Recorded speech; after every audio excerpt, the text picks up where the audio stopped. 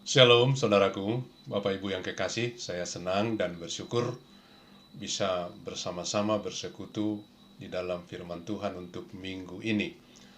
Namun sebelum kita bersekutu dalam firman Tuhan, mari sama-sama menyatukan hati dan pikiran, kita berdoa sejenak. Damai sejahtera Allah Bapa yang melampaui segala akal budi manusia, itulah kiranya memelihara hati dan pikiranmu di dalam Kristus Yesus Tuhan kita. Amin. Saudaraku, firman Tuhan di minggu ini, Minggu Judika, ditetapkan dari kitab Filipi pasal 3 ayat 4b sampai 14. Saya akan bacakan Filipi 3 ayat 4b sampai 14.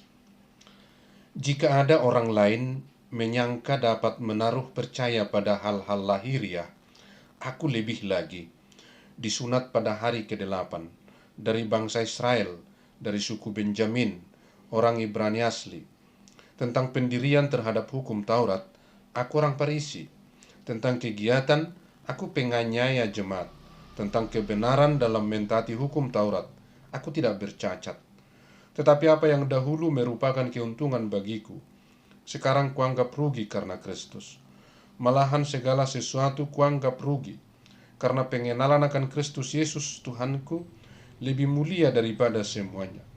Oleh karena dialah aku telah melepaskan semuanya itu dan menganggapnya sampah, supaya aku memperoleh Kristus, dan berada dalam dia bukan dengan kebenaranku sendiri karena mentaati hukum Taurat, melainkan dengan kebenaran karena kepercayaan kepada Kristus, yaitu kebenaran yang Allah anugerahkan berdasarkan kepercayaan. Yang kukehendaki ialah mengenal dia dan kuasa kebangkitannya dan persekutuan dalam penderitaannya, di mana aku menjadi serupa dengan dia dalam kematiannya, supaya aku akhirnya beroleh kebangkitan dari antara orang mati. Bukan seolah-olah aku telah memperoleh hal ini atau telah sempurna, melainkan aku mengejarnya, kalau-kalau aku dapat juga menangkapnya, karena aku pun telah ditangkap oleh Kristus Yesus. Saudara-saudara, aku sendiri tidak menganggap bahwa aku telah menangkapnya, tetapi ini yang kulakukan. Aku melupakan apa yang telah di belakangku dan mengarahkan diri kepada apa yang di hadapanku, dan berlari-lari kepada tujuan untuk memperoleh hadiah, yaitu panggilan sorgawi dari Allah dalam Kristus Yesus. Sampai demikian pembacaan firman Tuhan. Di Minggu Judika ini, topik minggu adalah Kristus adalah tujuan iman kita. Kristus adalah tujuan iman kita. Tujuan itu sangat penting. Kalau tujuannya tidak jelas, maka di dalam perjalanan hidup ini boleh kita berputar-putar, tidak ada perkembangan, atau mungkin sesat. Oleh karena itulah tujuan menjadi penggerak seseorang untuk melakukan usaha-usahanya. Saudaraku yang berbahagia, tidak sedikit orang mendasarkan tujuan hidupnya atau tujuan imannya itu pada hal-hal lahiriah. Banyak sekali. Walaupun pengikut Tuhan Yesus membuat tujuan imannya itu hal-hal lahiriah. Jadi dia percaya kepada Tuhan Yesus, tetapi tujuan hidupnya adalah untuk hal-hal lahiriah. Misalnya supaya panjang umur, supaya sehat-sehat, supaya bisa mempunyai banyak harta, supaya punya jabatan-jabatan atau posisi-posisi terhormat di tengah-tengah masyarakat, supaya punya kedudukan sosial, popularitas, pengaruh, supaya menguasai ilmu pengetahuan, teknologi, supaya usaha lancar, dan supaya mendapat keuntungan-keuntungan di bidang jasmani, di bidang materi yang terukur. Ini banyak yang mendasarkan tujuan hidupnya ke hal-hal seperti itu, hal-hal lahiriah, hal-hal jasmaniah dan material. Saudaraku, Rasul Paulus juga pernah terjebak Dia mendasarkan hidupnya pada hal-hal lahiriah yang bisa diukur. Seperti tadi bacaan kita, Paulus mengatakan dia itu seorang Yahudi, dia disunat, dia melakukan hukum-hukum agama dengan ketat, tidak bercacat, dan dia selalu hidup dalam kesalehan. Dia seorang Farisi yang artinya punya kedudukan sosial terhormat dan punya ilmu pengetahuan.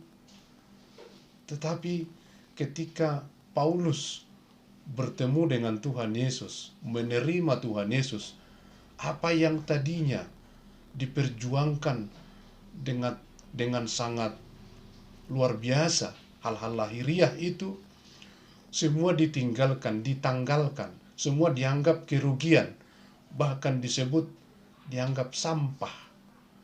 Artinya hal-hal lahiriah yang tadi dibangga-banggakan itu tidak ada artinya dibandingkan kemuliaan di dalam Kristus Yesus. Oleh karena itulah Rasul Paulus menata kembali tujuan hidupnya, bukan lagi memperoleh hal-hal lahiriah tadi, keuntungan-keuntungan yang nampak secara materi. Tetapi sekarang Paulus mengubah tujuan hidupnya adalah Kristus. Oleh karena itulah topik minggu ini, Minggu Judika ini, Kristus adalah tujuan iman kita. Apa artinya Kristus tujuan iman? Artinya menyatu dengan Tuhan Yesus di dalam penderitaannya, di dalam kematiannya, maka nanti kita akan menyatu dengannya di dalam kebangkitannya. Itu yang dikatakan Rasul Paulus. Sekali lagi saya akan bacakan ayat 10 dan ayat 11, dikatakan demikian. Yang kukehendaki ialah mengenal dia dan kuasa kebangkitannya dan persekutuan dalam penderitaannya, di mana aku menjadi serupa dengan dia dalam kematiannya, supaya aku akhirnya beroleh kebangkitan dari antara orang mati. Paulus menghendaki tujuan hidupnya, tujuan imannya adalah menyatu dengan Kristus di dalam penderitaannya, di dalam kematiannya, dan akhirnya dia juga menyatu di dalam kebangkitannya. Itulah tujuan iman kita. Saudaraku yang berbahagia di dalam Kristus Yesus Tuhan kita. Hal-hal lahiriah sudah digenggam, sudah dimiliki oleh Rasul Paulus, tetapi dikatakan dilepaskan karena dianggap kerugian, dianggap sampah dibandingkan kemuliaan dalam Kristus Yesus. Kenapa? Karena apa yang dia miliki, baik itu ilmu pengetahuan, baik itu jabatan, baik itu harta benda, popularitas, pujian-pujian, sanjungan-sanjungan, keuntungan-keuntungan materi, itu hanya sementara, itu temporer, itu hanya ada di dalam dunia ini. Ketika kita meninggal nanti, ketika kita sudah mati, maka harta benda itu akan terpisah dari kita. Ilmu pengetahuan yang kita miliki akan terpisah dari kita. Pujian-pujian, sanjungan, keuntungan-keuntungan akan terpisah dari kita. Kita akan meninggalkan semua itu, harta benda, jabatan, popularitas, keuntungan, atau harta benda itu akan meninggalkan kita sebelum kita mati. Jadi kita akan berpisah dari itu. Itu sementara. Tetapi kalau kita menyatu dengan Yesus Kristus di dalam penderitaannya, di dalam kematiannya, maka kita akan menyatu di dalam kebangkitannya. Kita tidak terpisah. Waktu kita menderita, kita tidak terpisah dari Kristus Yesus. Waktu kita mati pun, kita tidak terpisah. Dan Dia akan membangkitkan kita. Itulah yang dialami, dipahami oleh seorang Rasul Paulus di dalam pengalaman rohaninya bertemu dengan Tuhan Yesus. Maka dia menata kembali tujuan imannya, tujuan hidupnya, mengubah tujuannya, yaitu Kristus. Menyatu, bersekutu dengan Kristus, hidup di dalam Kristus, menjadi milik Kristus, maka tidak terpisah selamanya. Bahkan nanti ada harta yang dia miliki, yaitu kebangkitan dari kematian seperti Kristus, dan hidup kekal tidak ada batas. Inilah yang menjadi tujuan hidup. Maka Paulus mengatakan, aku meninggalkan apa yang di belakangku. Semua pujian, semua prestasi-prestasi, capaian-capaian yang luar biasa. Baik itu jabatan-jabatan penting, baik itu gelar-gelar akademis ditinggalkan, dan dia fokus kepada hal yang di depan, yaitu Kristus Yesus. Firman-Nya, kasih-Nya, itulah yang dihidupi oleh Paulus. Dia fokus ke sana. Dia menata kembali tujuan hidupnya. Dan saudaraku, apa yang menjadi tujuan kita, apa yang menjadi kerinduan kita, cita-cita kita di dalam hidup ini, dalam iman kita, dalam kepercayaan kita. Apakah hal-hal lahiriah? Apakah kita sudah puas dan bangga dengan memiliki hal-hal lahiriah? Di dalam minggu Judika ini, kita diingatkan dan pesan dari Nats ini sangat jelas. Tujuan iman kita adalah Kristus Yesus. Menyatu dengan Kristus Yesus dalam segala hal, dalam segala situasi.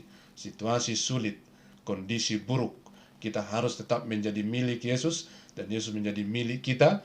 Maka kita akan dibangkitkan nantinya dari kematian dan memperoleh panggilan surgawi dari Allah Bapa untuk hidup kekal bersama-sama dengannya di tempat yang sudah ditentukan. Itu tujuan hidup orang beriman. Tujuan yang lahiriah itu tidak menjamin kekekalan, hanya sementara, dan itu bisa memberikan kekecewaan, karena orang beriman tidak semuanya menjadi kaya atau memiliki harta benda. Orang beriman dan percaya kepada Tuhan Yesus tidak semuanya memiliki jabatan-jabatan dan posisi-posisi terhormat. Orang beriman dan percaya kepada Tuhan Yesus tidak selamanya lancar usahanya dan mendapat keberuntungan secara materi, secara ekonomi. Maka jangan mendasarkan tujuan iman kita kepada hal-hal lahiriah, tetapi tujuan iman kita adalah yang rohani, yang kekal, yang kemuliaannya tidak ada bandingnya di dalam kehidupan di dunia ini.